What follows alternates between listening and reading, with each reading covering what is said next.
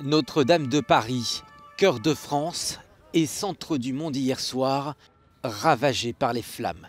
Les minutes semblent durer des heures. Un spectacle de désolation auquel assistent des millions de Parisiens et de Français devant leur télévision, retenant leur souffle, jusqu'à l'effondrement de la flèche construite par Viollet-le-Duc. Il est 19h50 et l'un des symboles de Paris s'effondre. Avec acharnement, 400 pompiers équipés de 18 lances à incendie sont engagés dans un combat avec les flammes. Le feu est parti des combles qui étaient au cœur d'un vaste chantier de rénovation qui serait la cause de l'incendie. Très vite, le feu se propage au toit et dévore la charpente longue de plus de 100 mètres en moins de 2 heures. À cet instant, les télévisions du monde entier ont les yeux rivés sur l'un des monuments les plus visités au monde, sur le point d'être totalement défiguré par les flammes. Dans les rues de Paris, l'émotion est considérable. On est un peu choqués. C'est 850 ans d'histoire. Voilà, ça fait mal au cœur. C'est comme ça, on est triste. C'est un patrimoine culturel, historique, très très fort.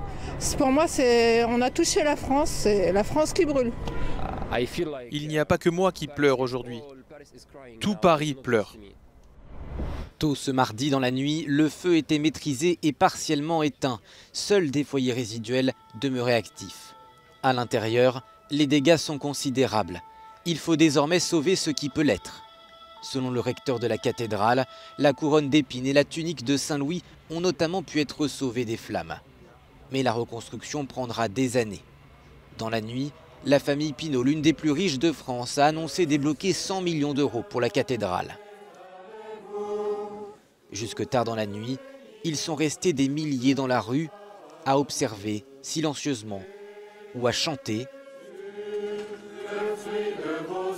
comme si une part d'eux s'éteignait devant ce symbole français que les flammes embrasaient.